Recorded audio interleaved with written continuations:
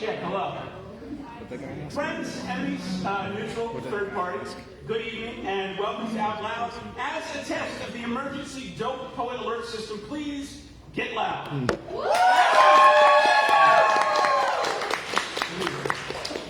I'm your host, Jason. Tonight we've got a 10-spot open mic, followed by a phenomenal feature from local poet Grace Dellis. Distributed around the room some QR codes that will take you directly to her work if you love it, which you really should. Each of our open mic spots will be 5 minutes. However, next month we're trying something out. As those of you who were here early know, it is a feeding frenzy to get on the sign-up list for these events. So next month we're going to try 3-minute rounds so you can cram in even more poets. And that means you might not be able to do multiple pieces, but hopefully it means we'll be able to get more poets in and more new poets, and that's what this is all about. So keeping time tonight will be Borka. If you are going over time or close to the end, Borka will make a noise, which will sound like time. That's what it will sound like.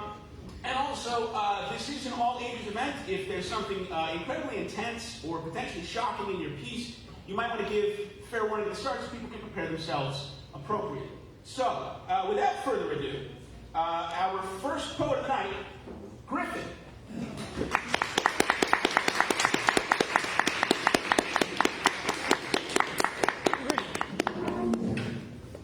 Hello, everyone. This is called Soundtrack to a Funeral. It's a personal essay kind of thing. Anyway. Jerry Thomas McAvoy Sr., age 74, of Kingsport, Tennessee, passed away on Monday, September 5th, 2016, after many years of illnesses.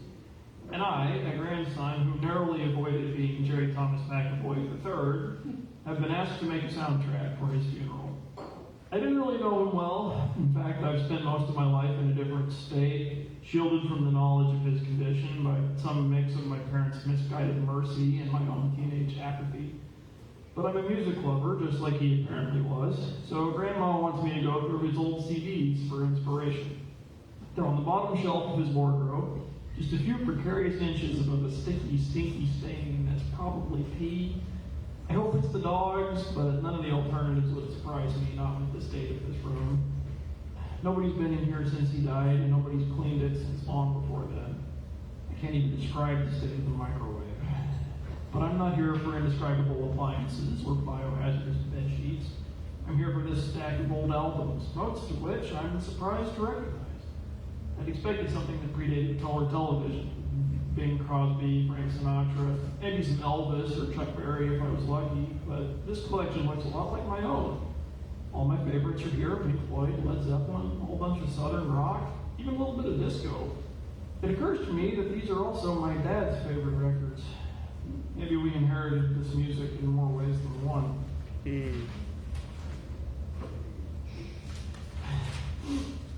The first disc I grabbed is Jimmy Buffett. I read the track list and I find a song about myself, son of the son of a sailor. I'll be the first in 4 generations to stay out of the Navy. Dad was still in it when Grandpa had his first stroke. On the way home, Dad stopped in Sicily and picked him up a chess set. It was handmade with a hinged board of polished oak and velvet cushioning on the underside to house all the gold and silver pieces. He meant it as a gift because my grandpa had always loved chess and always been really good at it. My dad says that he was the smartest man he ever knew. But when they played afterwards, I guess my dad didn't consider what the brain damage might have done. And my grandfather did lose, and he never would play again after that. My grandma says he was just a sore loser, but I wonder if it's more like he couldn't stand to be reminded that something more serious than a chess game was lost. Up next, we have Charlie Daniels, live from Iraq, playing the immortal foot-stomping anthem of the Tennessee Volunteers, Rocky Top. One thing I do know for sure, Grandpa was a football fan. He wore that dirty old Go Vols cap right up until the end. I think that thing was older than me. I'm not sure what's happened to it now, though. It certainly isn't here in this vacant bedroom. Maybe they threw it out at the nursing home. Maybe they burned it with his body. In a few days, it'll be floating across the smooth waters of his favorite fishing spot. That would be nice. Coming up next, Led Zeppelin's Physical Graffiti, one of my favorite songs, In My Time of Dying, is on this album. But here in this empty room, under these circumstances, it scares me. See, I'm afraid, deeply afraid, that the name of Thomas McAvoy carries more than a love of sailing and a taste for rock and roll along with it. My father has made it much farther than his own dad did, without cancer or diabetes or stroke, but does that really mean that he's escaped it, or only that he's put it off? Am I going to have to watch my dad fall apart the same way he had to watch his? When I get old, is it going to happen to me? Will my senses slowly slip away and my limbs wither to dry sticks and my brain chokes on its own blood? I don't want that. No, I want my time of dying to be a nice, neat appointment. Griffin Thomas McAvoy, 2:45 a.m., heart attack. Death should be a moment, not a duration. The last CD that'll fit into my trembling hand is Too Loud Street by the Doobie Brothers. The first track on it is called Listen to the Music. And look at this meager collection of dusty discs. You think about the music on them, and even though there's nothing left in here to play them on, I can still hear it. I hear it every time I put my earbuds in, every time I tune to the same radio station that my dad listened to when he was growing up in this house. And I'll be hearing it in a few days when the veterans of foreign wars give my grandfather's ashes a gunpowder-scented salute. And now, I think, with a sad smile, at least I'll never be listening alone.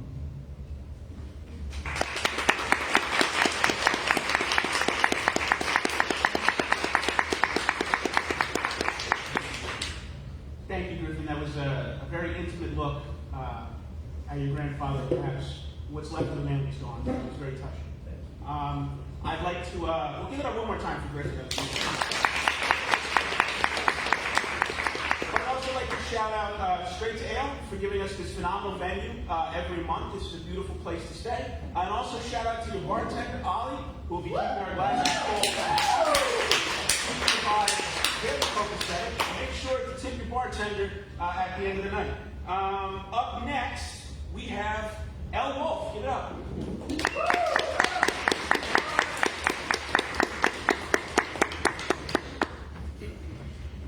Hi, everyone. Some people say I push our lives their church, so I hope you don't mind if tonight you stay in a bit of confessional food. Painting with passion. This smock dotted down with buttons, so count a sin for each one undone. My life lacks for color, but there's pigment bleeding in scarlet drops to paint a figment of my imagined masterpiece.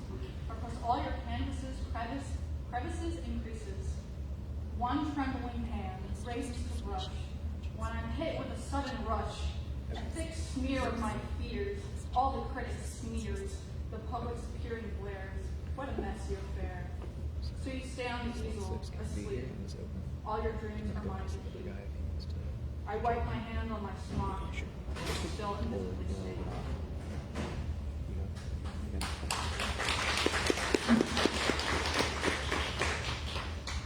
Coffee eyes. I only seem to sip your coffee eyes, but after many dark and bitter mugs, the slightest bit of sugar is a surprise.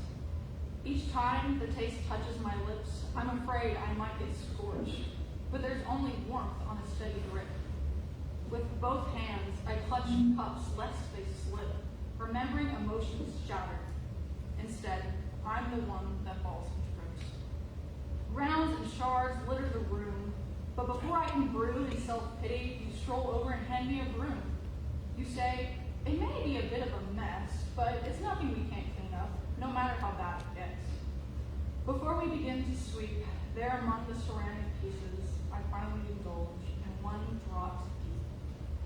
After all the cleaning, talks, and repairs, we finally have a moment of rest, and there will still be a pot to share.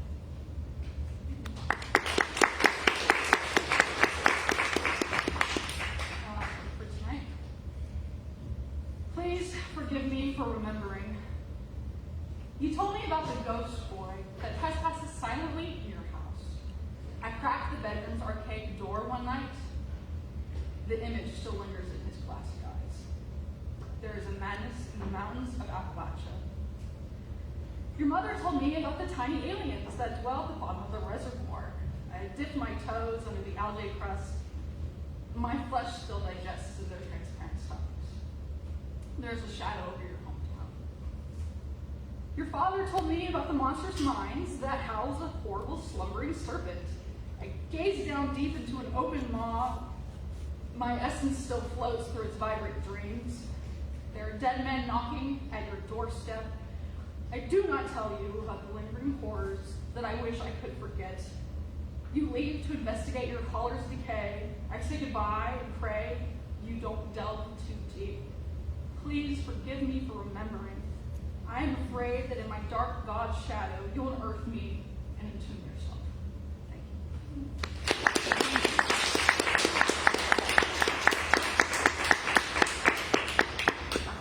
Thank you so much, Elle. That second poem was phenomenally delivered. I don't drink coffee, but I might try it now. Over here to the side, we are a non-profit, which means, as the name suggests, we don't make profit. We subsist a lot on donations from beautiful people like you. We've got a bucket in this first booth off to the side with some delightful waterfowl. If you've already tipped your bartender and your pockets are still just way too heavy, just drop the rest over there and we'll be very appreciative. So up next on our list here, as I suspected, we have first-time reader Hannah Canford. Come on up.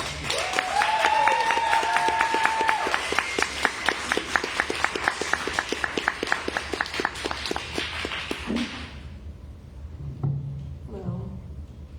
So, this first piece I'm reading is entitled After the Funeral. You know you're older now, when adults no longer hide their tears. Your pain is your own water pail to carry up the mountain. The house is hollowed out now with emotional shrapnel. An old photograph, an unfinished painting, sharp and painful fossils to uncover. Your mother looks at me with red eyes. The hard part is over now, but I know when adults lie. Basking in the Vermont summer, the sky melting into primrose swirls. We all go first swim. Your mother, your father, your brother, you and I, we plunge into the sun-baked swimming pool. And you could take a photograph, freeze this moment, to hang on the fridge and not even know. Maybe that's the painful beauty of it all. Death and life are not two paths diverged, but instead two branches painfully intertwined of the same tree.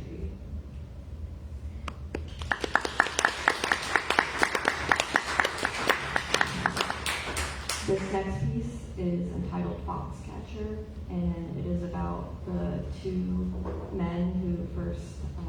brothers who won the gold medal for wrestling and ever won the gold medal together, and then the wrestling coach murdered one of them brothers. So this is poems about that. I go back to the place in my mind, somewhere in that bulldozed palace where my brother was killed. Two great brothers intertwined and anointed to carry the honor of wrestling. But somewhere among that glory, a deceptive snare lies, a monkey paw. All great things come with a price. I know something about grit, swallowing the metallic taste of iron as my body takes the relentless hits by others who see my body as an obstacle to overcome. But nothing prepares you for it. A round unloaded, a pool of blood, the same as yours. Two great brothers, Jacob and Esau, only one can inherit the kingdom, the other doomed to die. This palace, we once thought would make us kings, made us martyrs. I was a brother once. Now I carry the weight for both of us in gold. Thank you.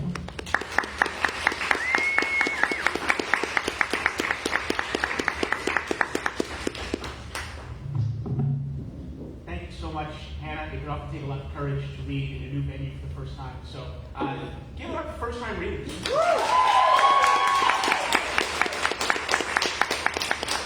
In addition to tipping your bartender and filling up our donation bucket. If you still have money to spend, we've got a wonderful merch card right here, filled with all kinds of stuff, like anthologies and notebooks and anthologies and pens and stickers and anthologies. The anthologies are wonderful. If you didn't catch the hint, I'm in a couple of them. Up next, we have another first-time reader. Give it up for Eileen. Woo!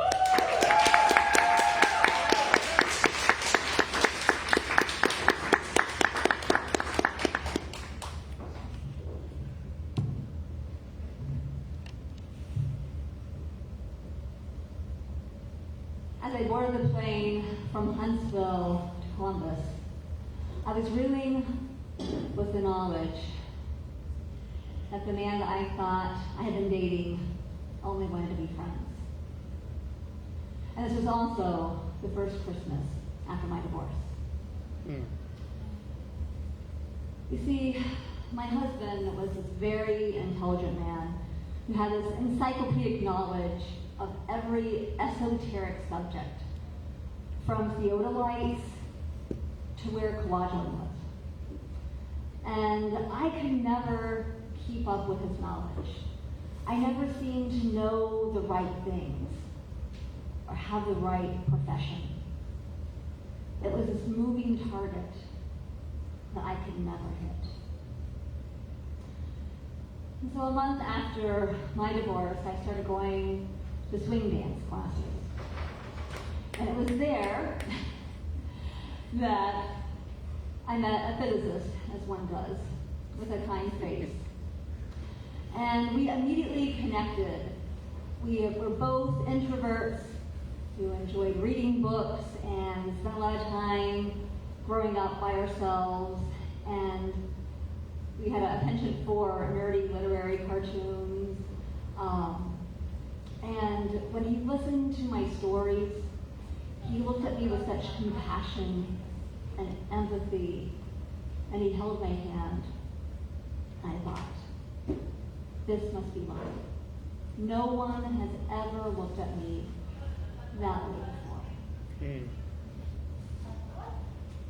Unfortunately, it was not reciprocated. And 2 months later, I found out that all along he just wanted to be friends. And I was devastated. And so I boarded the plane from Huntsville to Columbus, Ohio, with a layover in Charlotte. And there was time enough in my layover to get dinner.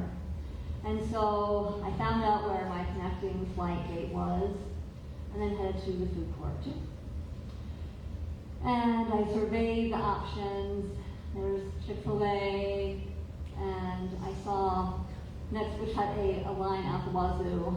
But next door was a local barbecue place. And I thought, I will go here. There's not a line, and I can get an actually decent meal there. So, I went to the counter and ordered my brisket and green beans, and was about to pay for my meal when the person beside me said, "Oh, we're together." And I looked to my left, and it was an American Airlines pilot who had just paid for my meal. And of course I thanked him, and as I was gathering my utensils, I asked him if he wanted to share a meal together. And he said, sure.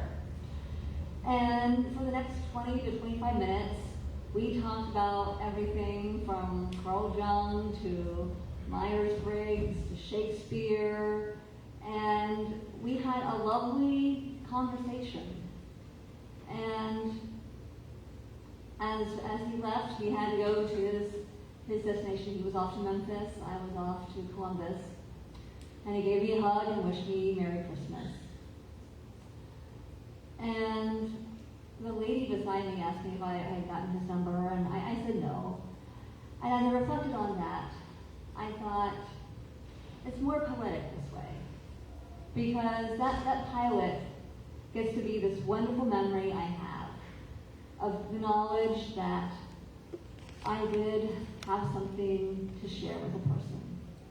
That it wasn't based on what my ex-husband or the physicist or what anyone else thought of me. and knowing that I was going to continue to have engaging, intelligent, enriching conversations for the rest of my life. Thank you.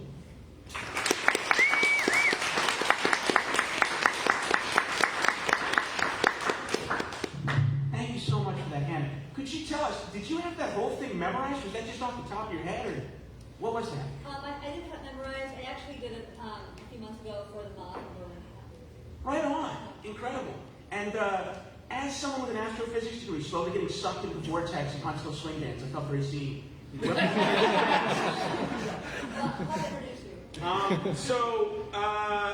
In addition to all the other ways we've told you how to spend your money, behind me right here is the domain for our website, www.outloudhsv.com. On there you can see our event calendar, where you'll see all of the open mics listed through to the end of the year, as well as links to donate, links to get merch. If you guys are living in a post-cash society, and so many of us are now, it's a great way to spend some money. Next up on our list is, for a change of pace, a non-first-time reader, Emma Rose Norris. Come on up.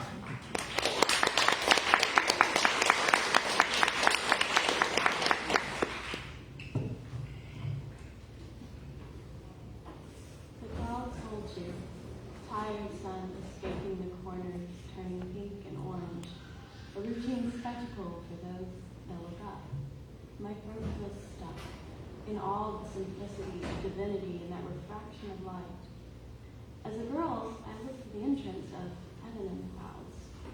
Now I see it in the eyes of those I made, in the bite of warm summer peach, juice dripping down my chin. Do we need a book to tell us what the universe already says? Is it just a history of people who have felt the love and pain I do in this lifetime?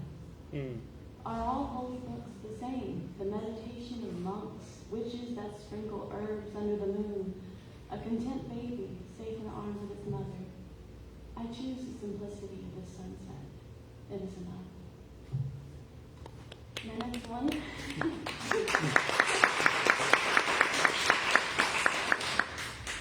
The next one's dedicated to my grandmother, Kathy, who recently passed away. Your history was a menagerie of shattered pottery glued back together. Tracing my fingers over the designs, the shards prick, drawing blood. Beautiful, fragile, trying desperately to cover up your cracks. I didn't mind them, and I wish you hadn't hidden what was in plain sight. The museums you loved held pieces just like yours, heavily protected with generations of eyes taking in its history. That's what it was. Your history, a story I would have listened to.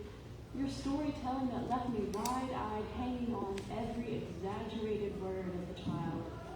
A woman well-traveled, crocodiles and anacondas, a murdered husband, the tale of my 3-year-old mouth covered in stolen Belgian chocolates. The vibrant colors of your clothes, rollers in your hair, lips pursed with a lipstick applicator, paint splattered hands, dirt from gardening under your nails, birthday money, sugar cookies, and warm rolls. The occasional hug. You showed your affection in other ways. I would have listened to the stories you didn't want to tell, the mistakes made, grief held in until you cracked. Why did you cover the cracks on your face, Kathy? You always laughed, telling that story of an impish grandchild that questioned the smears of foundation you carefully applied every morning. I hope you are standing in the sun, bare-faced, his arm around your shoulders, kissing the cracks on your cheeks.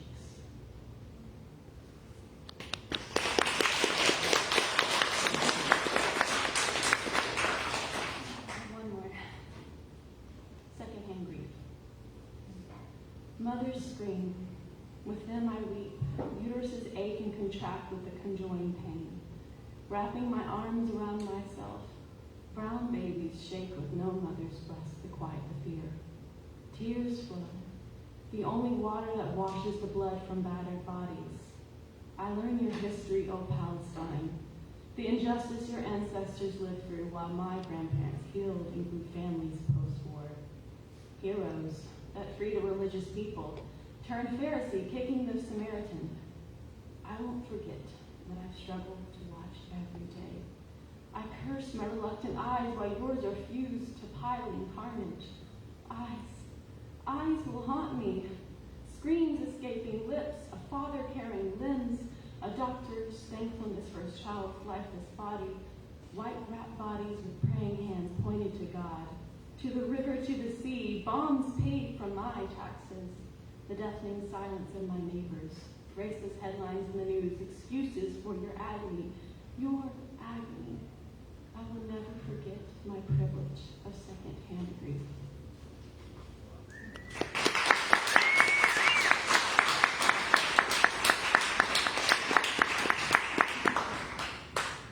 Well, I mean, first of all, just speaking as an individual, not as the face of Battle of Huntsville at all. Free Palestine, fuck yeah.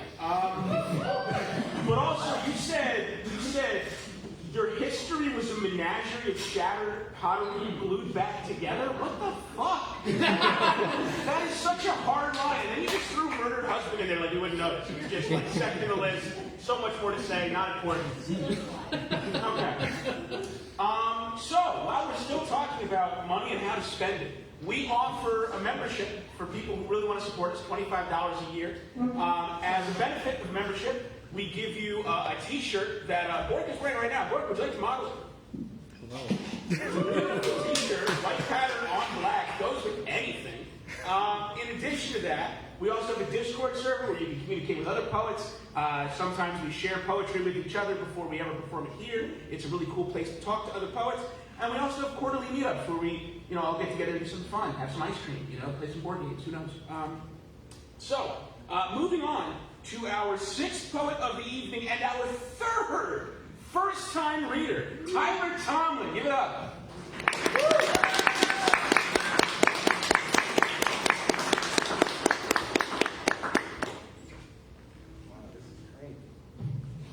So this poem is about something I've been going through for a long time. It's called Release Therapy. I got an organ in my left hand, vaping the right, and I become too ignorant to take your advice. I disregard it even though I'm engaged in a fight. It got me wishing I could overcome this stage of my life, cause I'm distracted by infatuation, picturing views from what it feels like to accurately enter your womb. I know my innermost might be comprehended as cruel, cause I ain't loyal if I never thought to finish with you. I'm really scarred by addiction, but my tourniquets don't show it. I bleed out of my eyes from you twerking in slow motion. If happiness a blunt, I'll be searching for old roaches. With fish across the sea, I perverted the whole ocean. All for negligence, I've yet to find something that's sick when the clarity many speak about doesn't exist. So if my efforts disappoint for what I struggle to quit, what I dabble within the dark is at another's expense. When my entitlement accelerates, I'm stroking it faster. I'm reluctant to believe this explosion's a hassle, but the feelings that precede when I dispose of the shrapnel, all the voices of regrets have the tone of a gavel. And they're never rectified if you're glazing the judge, because if time is really money, then I've wasted my funds. I take some artificial pixels and mistake them for love. The scrambled eggs getting sizzled, have my brains on drugs. It got me blurring the divider between sad and refreshing. Cause I be talking to the screens like we have a connection. I really used to have a fire till I grabbed and suppressed it. I'm very certain it's immoral, but I stack the exceptions. Hoping YouTube has enough room in the watch later. It's proving my thoughts favor delusions my heart caters. See, I edge, but wonder why this subtle jargon was picked. Cause it's enough to think about jumping off of a cliff. And self-improvement stagnates when something alters my sense. So any shred of sanity is come and gone with the wind. Cause I can reach peaks off the most provocative tones until the shame starts numbing my erogenous zones. When this routine is harder to acknowledge I've grown, this vortex leaves you poor, yet I'm calling it home. I'm not real, check the trash, all my boys are deceased. I think I got a bargain all because the poison is cheap. And as poetic as this is, I can't enjoy the mystique, cause I recycle these convictions at the point of release.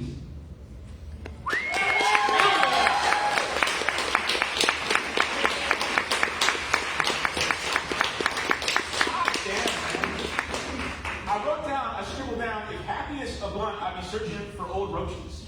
As someone was recently prescribed antidepressants that resonated deeply within me. I also researched for old roaches. And happiness. Moving right along, our next poet for the evening is Shauna Patel. Make her feel welcome.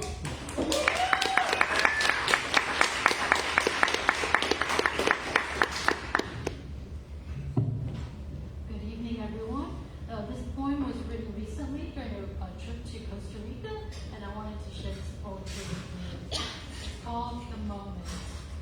The moment when my legs shaked, my heart raced, my focus strengthened. How will I cross the bridge?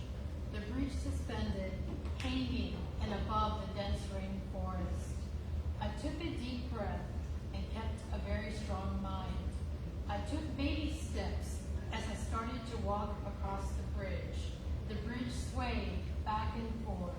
I kept my balance and focused to walk towards the end of the bridge. The moment when a beautiful blue-winged butterfly flew effortlessly across the lush green rainforest. I realized I can also fly across the bridge.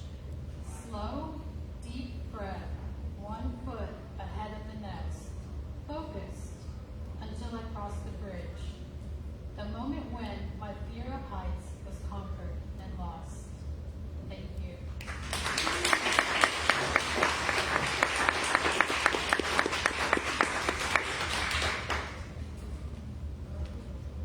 Thank you, Shauna. You said one foot in front of the other, focused, and I realized that is a perfect descriptor for your delivery. It's so deliberate. The tempo's wonderful. It's unlike anyone I hear here. It's phenomenal. Thank you. One more time for Shauna.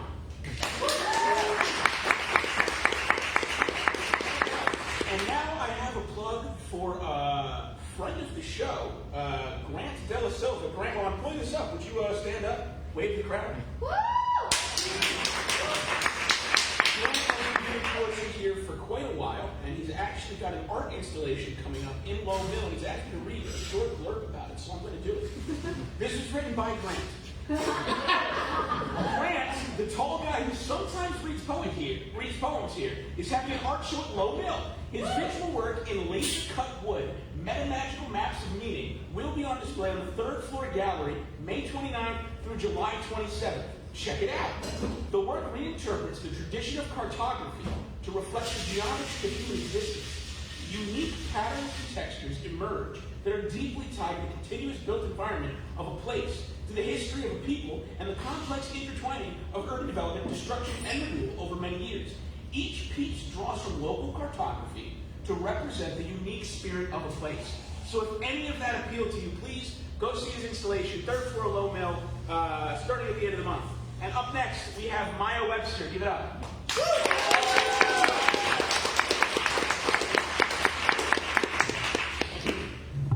Hi.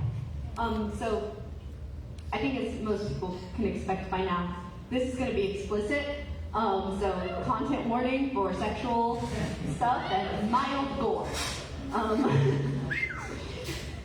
It doesn't have a title. It's part of a longer piece. He, who was he, all shadow and sunlight standing at the foot of her bed and his breath filling the room.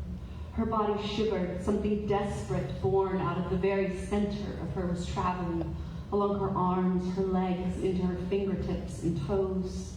It filled her skull, a pulsing need she knew so well. They were outside now, and the earth steamed. High-peaked thunderclouds retreated into the west. The unveiled sun beckoned forth, water from the soil again. The steam scent coming up from the ground was stamped with something rotting and unclean. The water pulled forth had wet the corpses of the rodents and squirrels she had found there and buried. The steam brought forth the fertile liquid of their death that now fed the soil and the willow and the thick-growing grasses that blanketed the ground. He stepped onto her bed in a single motion, legs too long, bed too short, and knelt over her. His form, shadow glittering with dewdrop sunlight, wet and warm, was heavy without touching her. She trembled, cold in the sunshine, the pit of her stomach pulsing, But before she could assuage her own eagerness, her quaking need, he slipped down to her secret place, that birthplace of desperation, that place where she was pulled inward, folded up and hidden. He joined it to his own, his pressing outward, his seeking, like her father's in his sleep, like the preacher as he walked to his wife in their bedroom, like the wild dogs in spring that stalked and seeked and foamed at the mouth, looking for something female to join with. He joined, sought and found, pressed inward, and all her wet desperation turned to pain, pain radiating like hammers, driving nails and needles into the nerves of that place where before there had been only pleasure. She screamed, his secret thing cut into her, sliced her, split her open upon her bed. She screamed, head back arched up, and all she could see was the sun, white against the hard summer sky. It beat down on her, innards open like the body of the squirrel she found crucified beneath the willow, watched rot and liquefy and melt into the earth. The pain pinned her skin to the bed, and the sun's heat beckoned forth her water now. The wetness of her open flesh, so different than that of the earth. Pink steam spiraled up, stinking of iron. Pennies hidden in her mouth to buy sweets, the metal shop her father used to work at, hot steel and tin and slabs of stone, licking the blood off her leg after skinning her knee. She screamed, wrenching her body away from him, and as his body left hers, the pain did not end. Helen Bird woke in a tangled mass of sheets, damp and red with blood, and the pain had not stopped. Thank you.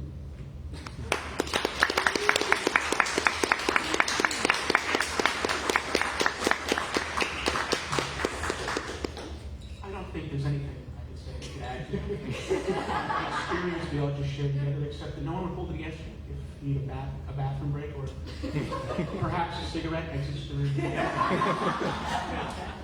But if you're determined to stick through an entire night of poetry, up next we have your fourth first-time poet of the night, Brian Duggar. Get on up here.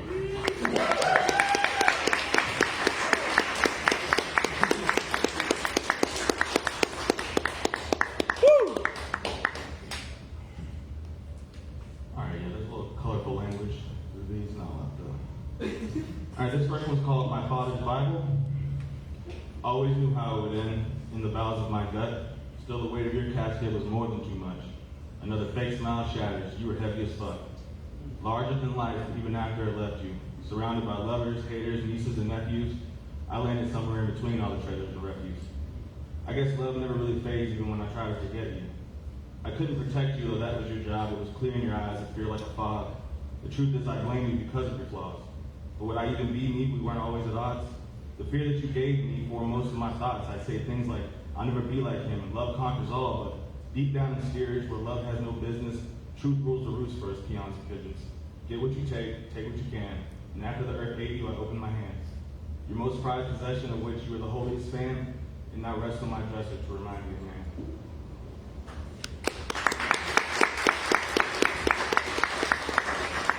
This second one's called 52 Pickup. It's about stay-at-home vacations. One small square piece of white paper. Well, technically 3 small square pieces of white paper. See, these little time bombs have been known to knock down mountains of men, turn lions to hens, and sometimes, on rare occasions, can even turn dirt back into men. All of which comes from within, where a kaleidoscope of nesting dolls slowly drifts like sap down a tree into the web roots of God's heart, then gives way to a path gripped by a black so dark, you'll lose sight of everything you never chose to choose. See, traveling through these depths, I came across an intricate city of candied lights and neon colors. Yet upon my arrival, I decided to search further and further and further. Well, the sight may be misleading. I was provided a path that was pleasing. To a meadow that sang like a siren with a pond that devoured the sun, now that was just way too appeasing. What I saw in that water, I will never forget. He was healthy, vibrant, and wild. The reflection was that of a devious child's smile. He was me but different. He was me but other. He was me but you and us together for forever like young lovers. In those eyes, I read 1,000 lifetimes on one page. Well, 3 pages written in the books of 3 sages. Creation, destruction, and love. All of the above paved the road to a home in my soul where I learned to cleave, dismantle, and reassemble. All in efforts just to make myself. Because dust cannot be crushed, and only I can truly break myself. When healing stronger at the wound, atomic bonds can burst or bloom in cycles more than any moon. And dare I say, I do assume that one day, With hardened hands, so defeated, I may sit and again ask, what else? But then I'll lift my head, look to the horizon, and I'll just go remake myself.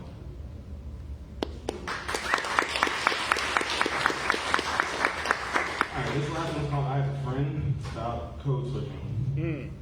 I have a friend who enunciates every word with the detail of a vengeful sniper. Smiles so genuine you would never see the muzzle flash. The softest eyes one could muster for a hateful viper just praying to be stepped on as you stumble past. I have a friend who frets over everything from the Mars rover to the beehives. Indulging him would not be wise. A most unlucky fate with which you'll quickly realize his gourd of worries never empties. He takes hours to finish nightly prayers for every soul he's ever met deserves a bent knee, he so politely declares. I have a friend who talks tough, struck strong with a real big stick. He's walking soft to get sawed off with in front of your face real quick. See, his waters are lousy with sharks, darker than dark. That doesn't even make him feel sick. In fact, he hasn't felt feelings in years, and if he did, he wouldn't know how to feel about that shit. Lastly, I have a friend who looks a lot like me. He also stares in the mirror too long, trying to trace the lines where time went wrong, just like me. And despite his flaws, I've never seen a man with so much sand and gall wrapped within a curious ball of wonder and awe. But then again, I've never met me. Thank you.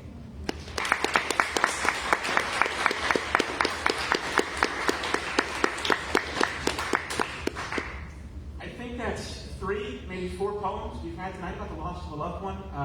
Depending on how literal mine was being, about slicing and spreading open. It was about giving your period, No, it's clicking now. and being horny.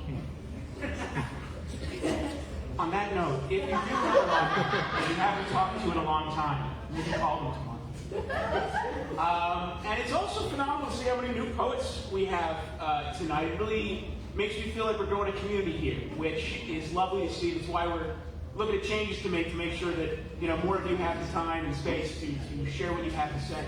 And on that note, our 10th poet of the night and 5th new poet, Odyssey.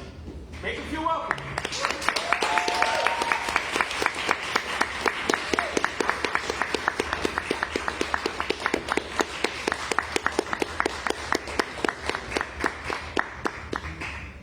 Sometimes I rhyme. And some of those times I speak melodious harmonics. These may sound like chants. Gregorian, historian, worthy, worldly sounds, but not sinful, just with the pleasures to be around. Divine resonance, vibrating, creating wind stars. Schedules that can be measured in nines and bars. Astounding, resounding vibrations, suspending animation. One pause before the natural order of time in our rhyming. Some of those times I speak prophetic poetics. These preordained mental stimuli causing cranial cavity cave-ins, cerebral gap closures, bringing the regular brain activity closer to normal, throwing lyrical lifelines when I'm rhyming. Some of those times I take my poetry to the streets, ever walking my beat, standing on street corners and intersecting and dissecting mental pathways, providing new directions, causing inner infections of negativity, and yes, it's my poetry that be their antibody, clearing of symptoms and signs of consciously challenged minds. I'm a poet with this erroneous flow. I don't use microphones because they don't stay intact remote. My poetry is too powerful. See, I've been interpro since the age of 8. I'm a rookie top before 1988. Tearing down old pseudo standards and rebuilding them in 3 days, 15 flows for 24 hours of being interpreted in 72 different ways. Page by page, unleashing the lyrical beast out of the cage of your mind and setting it up, saying my tree never cut down in vanished papers, housing mind, mentality, and poetic rhyme. I'm a poet. Spinning these dynamic words, calibrating these nouns and words for those itching ears. Those ones to hear poem wisdom from poetic lips. Taking those listening trips out of their mental isolation. Poetic words for your thought provocation. Y'all, this is erroneous flow. I'm like Bach composing this prose. I'll speak for free, never mind, I just want all the words to grow so I continue to speak this erroneous flow. I kind of poem erroneous because I don't have a real form, so my stuff is always wrong to me, but it's right to me but wrong to other folks. All right, so this last one is called She Smiled. She smiled. And like the countless ships running toward my heart began to deploy. Destination, straight captivation. Stunned by the illumination illuminating and radiating from a place that eclipses the sun. Solar energy being released by this unique entity into me, keeping me in captivity with a feverishly contagious smile that's like fire spreading wildly with no flames through soft actions reacting from seemingly actionless motions. Each notion sends sparks like live wiring, inspiring and lightning thought provocation. She inspires. because her smile is like fire, causing passive chain reactions, leaving factions of fabrication, males and trans behind her real smile. Stopping time instantly from instant erroneous emotions, eroding negativity. She's made an impression in me, mentally like relief sculptures in my neural reach. You see, she sees brief synapses and slight spikes all the while, captivating me captivity by her beautifully retained smile. And she uses it to spike, but with style, but not mainstream. Yet she injects small doses of all into my mainstream. So calm and so serene, therapeutic like the music of a sweet dream, like a fluorescent light given from an incandescent green winter's flame. Beautiful and articulate, hers with a smile mixed with wild tame. You see this smile? It grabs hold like contenders in a no-host fight, sends men to fight the plateaus like libations, notoriety. And I'm enraptured by this feeling of inebriated sobriety. Society's hearts racing, bodies stand in places. She takes grab and reanimates emotions. And yet their emotions are best from the presence of beauty whenever she smiles.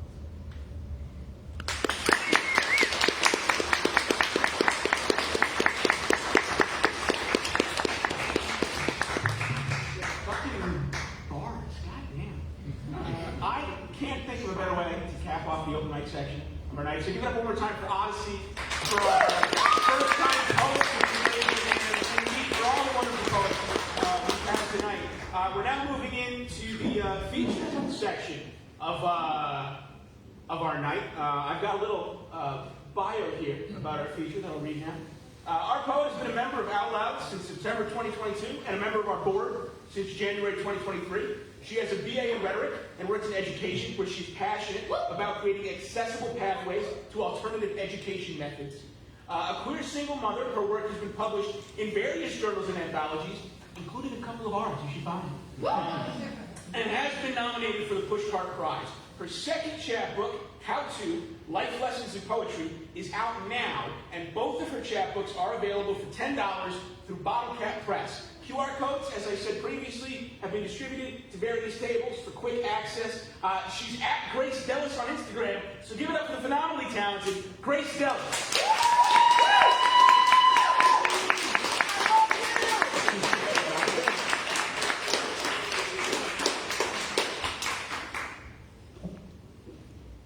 Thanks, Jason.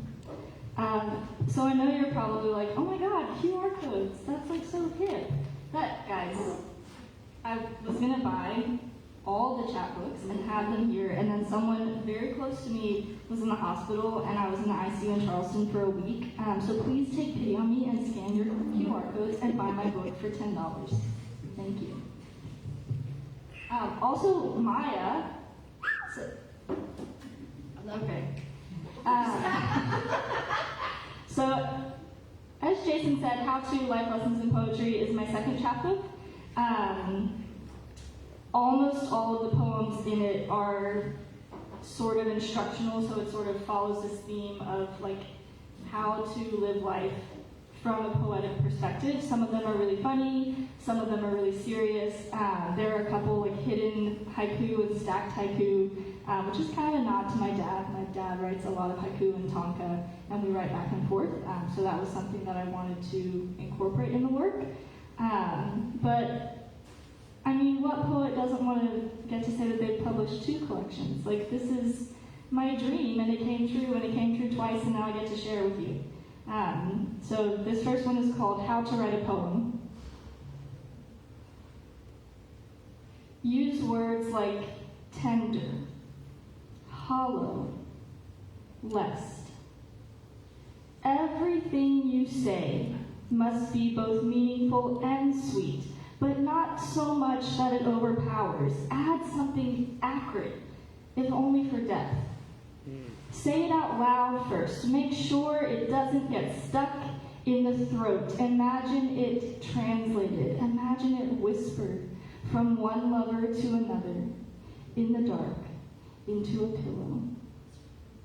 Onomatopoeia is welcome. How the keyboard tap, tap, taps the word, or how the paper slip, slip, slips between your hands. Show, but don't tell. Like it is a secret waiting for someone trustworthy to help you hold. Like it is a gift, something unwrapped without explanation. Like it is a parable, but less selective. Treat the words as if they are friends, and they will be read with kindness. Thank you.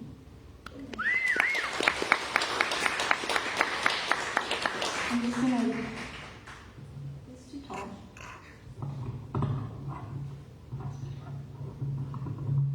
This next one I wrote last year, I think, during National Poetry Writing Month. The prompt was how to describe a leaf without using the word vein. Consider that she is a canvas pulled tightly over a frame, ready for color, whatever is in season. Her skin goes dry in winter, tiny sidewalk cracks piercing her delicate constitution, and she swings to the ground like a tiny, broken hammock. Consider what makes leaves so feminine. That they adorn trees like dresses, that they float like dancers, fall to the ground in despair every winter. Consider when we have finally rid the world of every hateful beast, everything which measures womanhood a weakness or worse a sickness, will the leaves be men too? If you prick her when she is green, does the color run out? Thank you.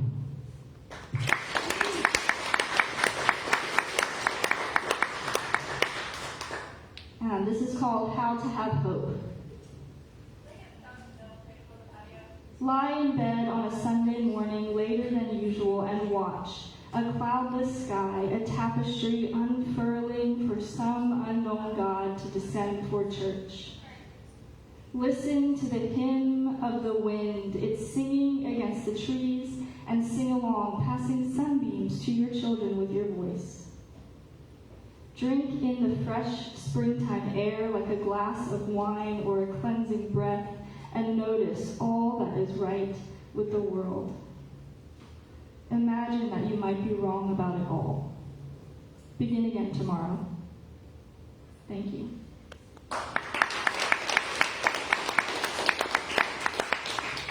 And this one is called How to Find Spiritual Independence. And if this is your first time hearing me read, you should know that the whole first year I was at Out Loud, I only read poems about religious deconstruction, and my first chapbook is all of the poems that I've ever written about religious deconstruction.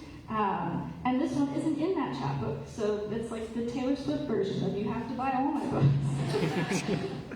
Except I don't have a private jet. How to Find Spiritual Independence. When your children are born, marvel at their ears. Tiny and whimsical, the lobes thin as paper and picking up every scrap of sound. Amateur collages held in their brains. And their hands dimpled and collecting lint and still as perfect as anything you have ever seen.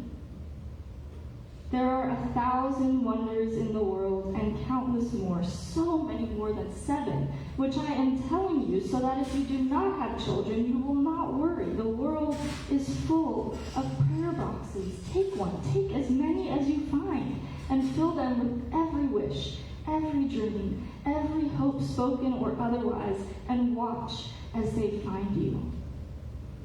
Thank you.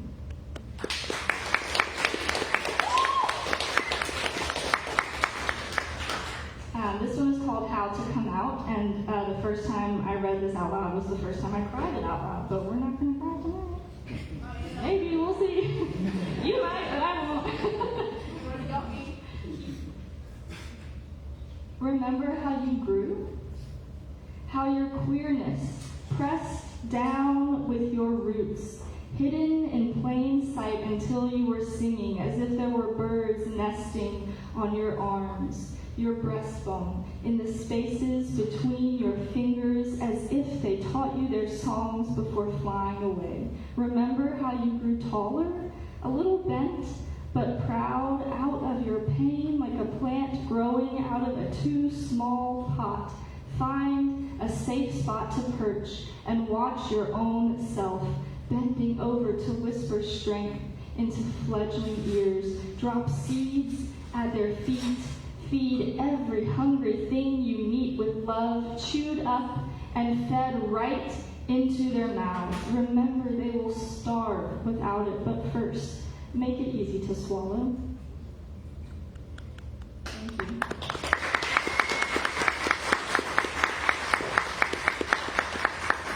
You guys see how beautiful this drink is? Ollie made it. They're amazing. Go buy a drink, go tip your bartender. And we're a nonprofit. Donate to us, please, and buy some merch. And there's QR codes. I'm a queer single mother. And she's a teacher.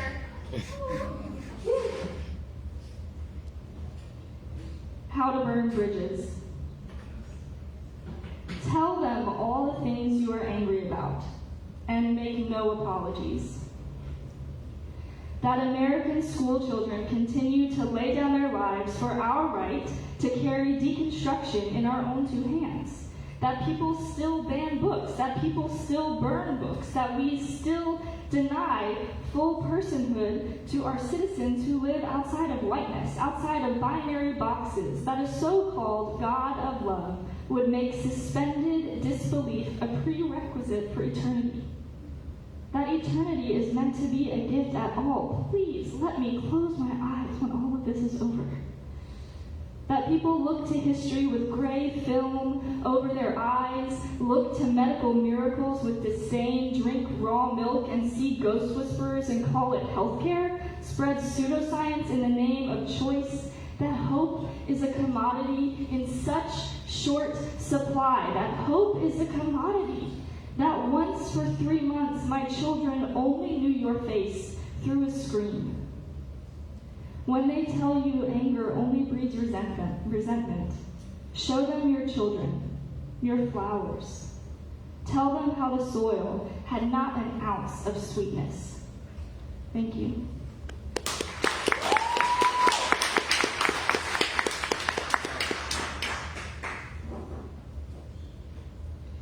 This is called Notes on Grief. This is a poem in 2 parts, and I'm only going to read you the first part, so if you want to read the second part, just scan the QR code and have a look.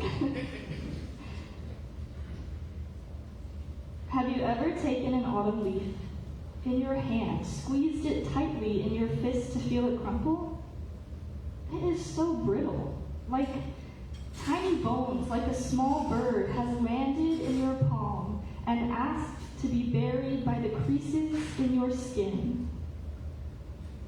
If you sit in a cemetery on a Sunday afternoon, even if you do not know any of the bodies, some of them will know you. The butterfly, the wasp, the handful of browny, wrinkled leaves. You are a statue, and your maker does not matter because you will end up just the same. Sweat drips down your back on a day unseasonably warm for fall, which means nothing when you live in Alabama and every season except for summer is a false start. Even if you are a false start, you must keep starting either way. There is a tree with red leaves still clinging to her branches, and I want to fill her with bells, hear her singing when the wind blows, collect those songs when they fall. I want to be covered in bells, ringing with something like warmth, until everything is quiet and my hands are filled with tiny crumpled pieces of music. I will line my pockets with it, take it home, forget about it until it has gone into the laundry and come out ruined. Thank you.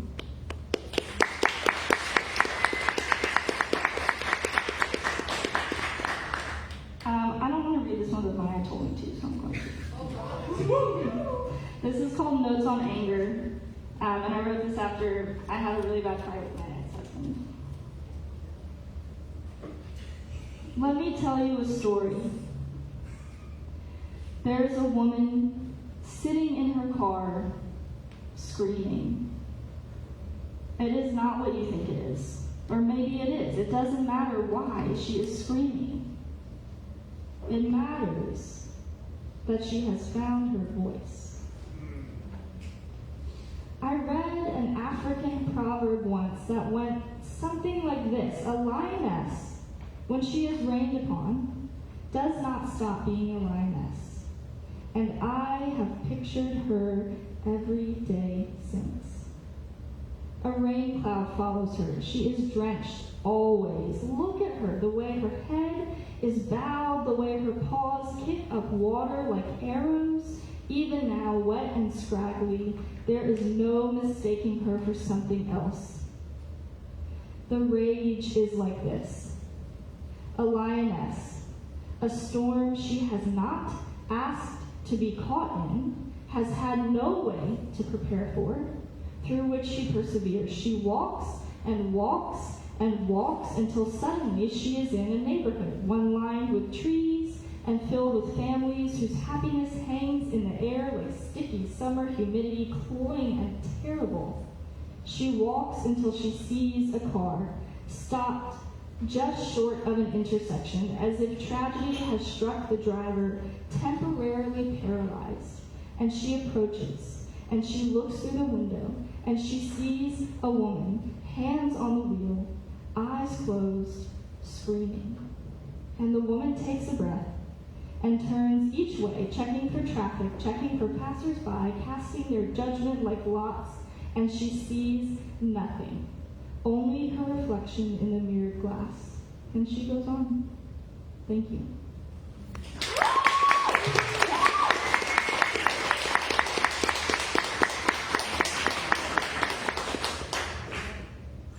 This one is called How to Stay Safe. It is simple. If you are a woman, try not to be noticeable. Try not to frown. Try not to be alone. Try not to be with the wrong man. Try not to be anywhere at the wrong time. Carry salt. Something about it is cleansing, I am told. Sprinkle it over your shoulder for good luck. Make a pact with it. Let it dry up the evil like slugs. Name every fear, and then forget them all, one by one, as if they are drops of dew evaporating in sunlight. Dress correctly. Perhaps don't be a woman. Thank you.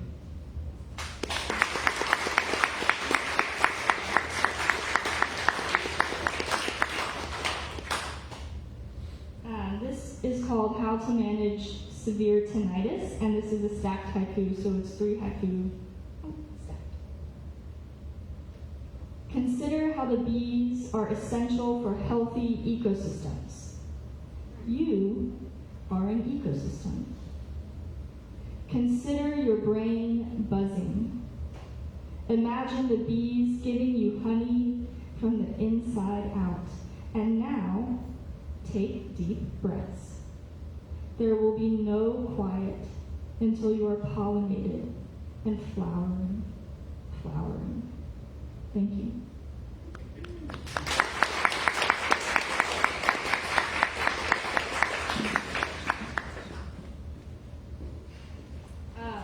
So this was like a long time ago, probably none of you remember it, but the pandemic.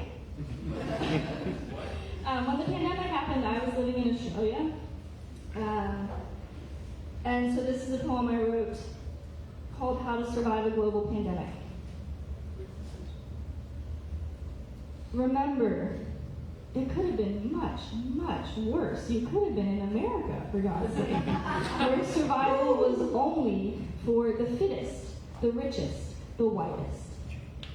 Instead, you were where survival was for the mentally fortuitous, for those who could withstand solitary confinement, whose jobs did not drown with their dreams, whose partners did not bash their heads in. And you, whose doctor gave a small pill. Find a path, walk it every day, to the playground, to the beach, to the cliff where a rainbow beaming from the waves will be enough to keep you breathing. Remember, it is not over yet. In this life is anything, ever.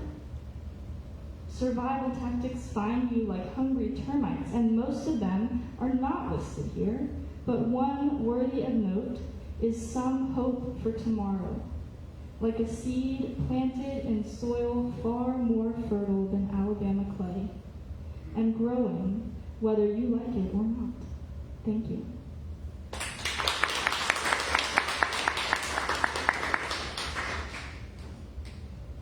This is called How to Recognize Impending Dissociation.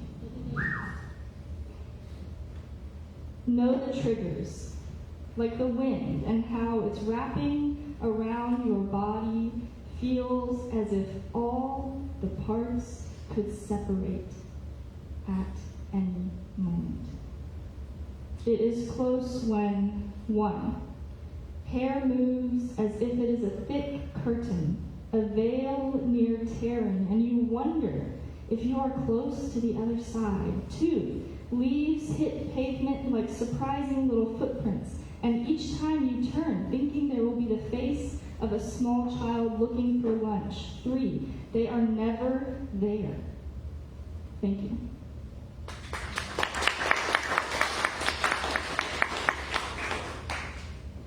This one's one of my favorites. It's called How to Hold a Grudge. I will hold a grudge if you don't scan your QR codes.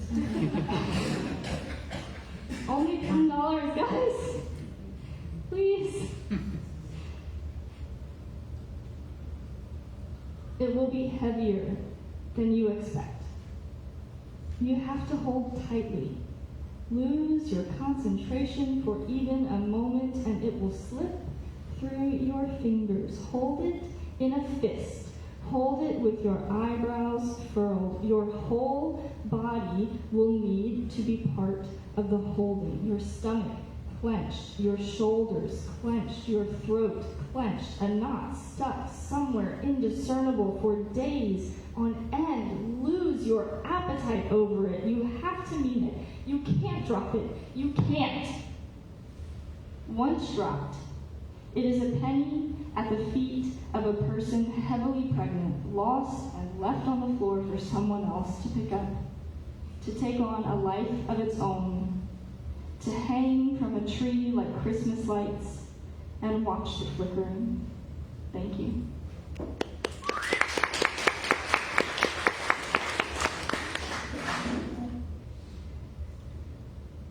This is called How to Get a Divorce. If you are going to get divorced, do it on a January afternoon. Pick a day that is cold but sunny and schedule your appointment to sign the papers for 3:30 in the afternoon. You will sit alone in a conference room and your ears will be buzzing with the beginnings of a panic attack and the sun will be streaming through the windows, the warmth like a kind of promise, though what kind I cannot tell you. It will be over in less than 5 minutes. A pile of papers next to you, a notary smiling kindly from the other chair and asking when he will be in to sign, and you will say, tomorrow.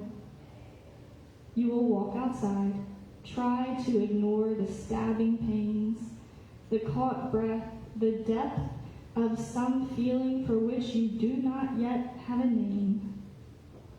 You will stare at the sun, just beginning to dip down lower for its early winter bedtime, and you will wish you could hibernate too. How strange, you will think, that the most seamless part of your marriage has been its undoing. Thank you.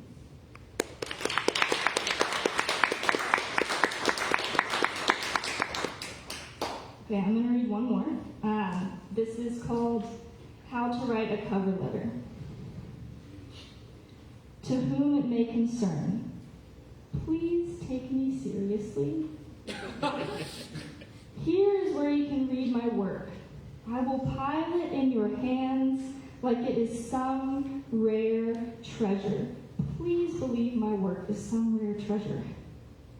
Here's where I was born, where I was raised, where I studied the treasures of other letter writers who have come before me, begging others like you. Notice me. How I am so unlike the others, but not so unlike the others that you will not like me. Please like me. Try not to sound desperate. Thank you.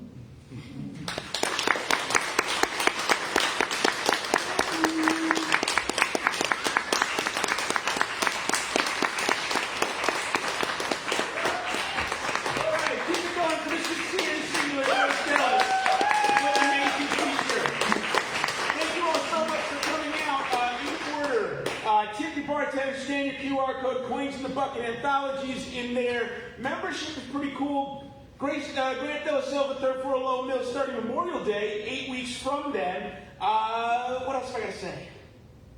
God bless first-timers, God keep old-timers. Get home safe, take care, be good. I've been Jason, you've been lovely. That's our show. See you, Huntsville.